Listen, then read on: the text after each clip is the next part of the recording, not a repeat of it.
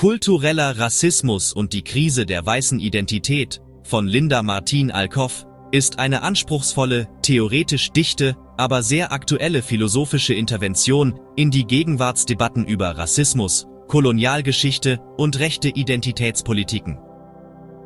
Inhalt und zentrale Thesen. Alcoff rekonstruiert die Genealogie des modernen Rassismus von der Kolonialzeit bis in die Gegenwart und verknüpft diese mit der Ausbildung weißer Identität als historisch gewordener, politisch umkämpfter Position. Im Fokus steht der Begriff des kulturellen Rassismus, also jene Form des Rassismus, die nicht mehr nur mit Biologie, sondern mit vermeintlich unüberwindbaren kulturellen Differenzen argumentiert und dadurch Hierarchien und Ausschlüsse legitimiert. Sie zeigt, wie sich diese Form des Rassismus in Alltagsdiskursen, Medien, Bildung und Politik niederschlägt und wie sie die Vorstellung stützt, es gebe so etwas wie eine kulturelle Vorherrschaft des Westens. Zugleich analysiert sie die gegenwärtige Krise der weißen Identität, die sich in rechten Bewegungen in Europa und Nordamerika ausdrückt.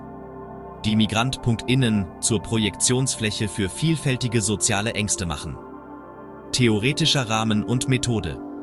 Philosophisch arbeitet Alcoff an der Schnittstelle von kritischer Theorie, postkolonialen Studien und feministischer Theorie. Sie insistiert auf der historischen Bedingtheit aller Subjektivierungsformen und stellt damit die vermeintliche Selbstverständlichkeit weißer Identität in Frage, ohne in einen simplen Moralismus zu verfallen. Die Texte gehen auf die Frankfurter Adorno-Vorlesungen zurück, was man der Argumentation anmerkt. Sie ist stark begriffs- und theorieorientiert, zugleich aber mit deutlich politischem Impuls. Alcoff verbindet Genealogie, Kolonialismus, Sklaverei, Imperium mit einer Analyse gegenwärtiger Diskurse und öffnet so einen Resonanzraum zwischen Philosophie, Geschichtsdenken und politischer Analyse. Politische Relevanz und Gegenwartsbezug. Besonders überzeugend ist die Verknüpfung zwischen der Krise westlicher Soft Power, den anhaltenden kolonialen Deutungsrastern und der Attraktivität ethnonationalistischer Antworten. Alcoff argumentiert, dass sowohl rechte Bewegungen im globalen Norden als auch bestimmte Ethnonationalismen im globalen Süden von einem Mythos kultureller Überlegenheit bzw. Authentizität leben. Ihr praktischer Vorschlag ist radikal unspektakulär, aber philosophisch konsequent. Der erste Schritt zur Überwindung des Rassismus sei die Anerkennung der historischen Wahrheit, insbesondere der kolonialen und rassistischen Gewalt, die die Gegenwart strukturiert. Das Buch versteht sich damit explizit als Beitrag zu einem dekolonialen Bewusstsein und zu einer Neubestimmung von Verantwortung und Zugehörigkeit. Stärken und mögliche Schwächen.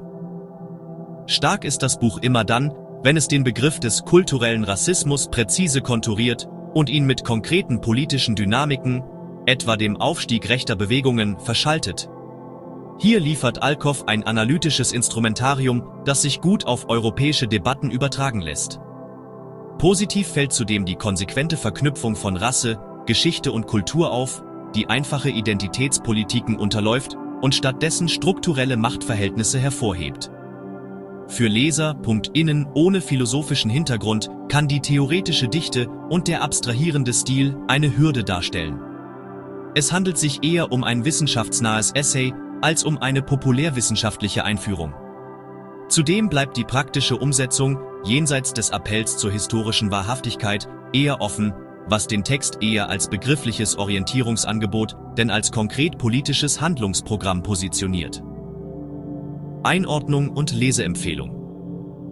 Innerhalb der deutschsprachigen Debatten lässt sich das Buch neben Arbeiten von etwa Etienne Balibar oder Achille Mbembe verorten, mit denen es die Frage nach der historischen Konstruktion von Rasse und der Zukunft postkolonialer Gesellschaften teilt.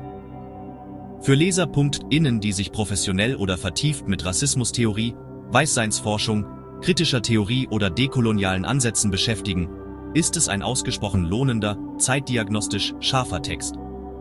Wer eher einen einführenden Überblick über Rassismus im Alltag sucht oder an empirischen Fallstudien interessiert ist, wird möglicherweise zu anderen Titeln greifen wollen. Als theoretischer Rahmengeber für weiterführende Lektüre eignet sich Alcoffs Buch jedoch hervorragend. Insgesamt handelt es sich um eine konzentrierte, politisch wache und philosophisch reflektierte Analyse, die die Diskussion um weiße Identität und kulturellen Rassismus im deutschsprachigen Raum deutlich bereichern kann.